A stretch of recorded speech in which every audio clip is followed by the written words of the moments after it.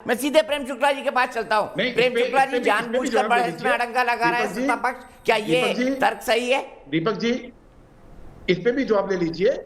हमारी मांग बिल्कुल स्पष्ट है। पहला मुद्दा बात होगी, मुझे लगता है मुझे बात रखने का अवसर दे। हाँ, मैं 1 मिनट में खत्म कर रहा हूँ। सप्पल जी, आपकी बात समाप्त। पहला मुद्दा मुझसे प्रश्न पूछा गया है, नहीं, और मुझे उत्तर देने का अवसर दिया जाए। उसके बाद किसान, चाइना और महंगाई, ये मुद्दे विपक्ष ने दिए हुए हैं और डे 1 से ये मुद्दे दिए हुए हैं। इसमें कहाँ कंफ्यूजन है? ठीक है, जवाब ले लेते हैं। जी दीपक जी, आदरणीय प्रधानमंत्री जी ने, आदरणीय संसदीय कार्य मंत्री जी ने, आदरणीय लोकसभा अध्यक्ष ने और आदरणीय राज्यसभा के सभापति महोदय सब इस बात की हामी भर चुके हैं कि संसद में सारे विषयों पर खुलकर विमर्श होने की आवश्यकता है और सरकार हर विषय पर विमर्श करने के लिए तैयार है।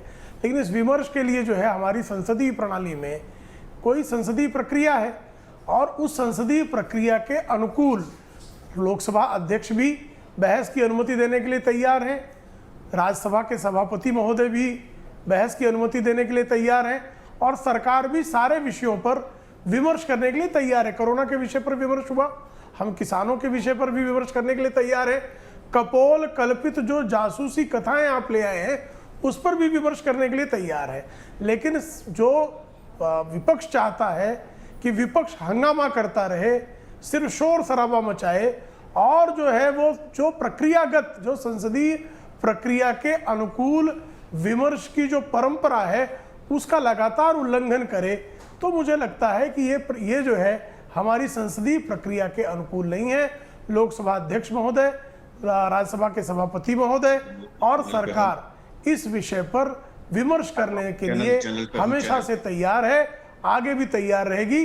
विपक्ष से अपेक्षा है कि वह ऐसे विषयों को, जो अगर वो सचमुच चर्चा चाहती है तो वो चर्चा जो हमारी संसदीय प्रक्रिया है उसके अनुकूल करने के लिए सादर आमंत्रित है वो। दीपक जी, ठीक है गुरदीप सप्पल साहब, मैं आपसे एक सवाल पूछता हूं। आपसे बेहतर पार्लियामेंट्री प्रोसीडिंग्स को कोई नहीं समझता, क्योंकि राज्यसभा के, मेरा सवाल सुन लीजिए, राज्यसभा के सभापति के साथ आपने 10 सालों तक लगातार काम किया है। मैं ये जानना चाहता हूं, किसानों के चर्चा से पहले ये बोलना कि भाई किसान कानून पहले वापस लो फिर चर्चा होगी, पेगासिस के लिए ये बोलना कि पहले आप कमेटी बना दे फिर चर्चा होगी, ऐसे कंडीशंस रखकर तो आप संसद के अंदर बहस नहीं कर सकते ना? दीपक जी, ये कहीं भी किसी भी अपोजिशन पार्टी ने ये नहीं बोला कि आप पहले कानून वापस लो तब किसान पर चर्चा करो, ये नहीं बोला है। किसान पर चर्चा मांगी है। दूसरी बात, पेगासस के इश्यू पे अभी शुक्ला जी ने बोला, मैं अपोजिशन की ओर से अनुरोध करता हूँ, ये बता दें कल किस नियम के तहत कल चर्चा शुरू कर सकते हैं। अगर सरकार आज उसको पब्लिश कर दे लिस्ट ऑफ बिजनेस में, आज रात को पब्लिश होता है, कल सुबह को उसको रिवाइज किया जा सकता है, उसको कर दे और कल डिबेट लगा दे, पूरा विपक्ष पार्टिसिपेट करेगा। लेकिन सरकार ये नहीं कर रही ना। आज शुक्ला जी ने संसदीय परंपराओं की बात की है, संसदीय नियमों की बात की है। संसदीय नियमों के तहत ही, रूल 167 के तहत ही दिया हुआ है नोटिस।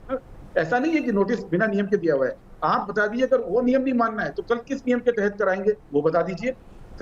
आप विपक्ष तो तैयार कीजिए, आप बताइए कि कल हम डिबेट करने को तैयार हैं, कोई शर्त नहीं। शर्त तो विपक्ष की ये है कि इंक्वायरी होनी चाहिए, सुप्रीम कोर्ट के द्वारा मॉनिटर्ड इंक्वायरी, लेकिन वो डिबेट की शर्त नहीं है, वो डिबेट के बियॉन्ड शर्त है। डिबेट के लिए तो सीधा साधा है कि आप डिबेट कराइए, विपक्ष हिस्सा लेगा और होम मिनिस्टर या प्रधानमंत्री उसमें शामिल हो, क्योंकि मुद्दा बहुत बड़ा है और होम मिनिस्टर का मुद्दा है।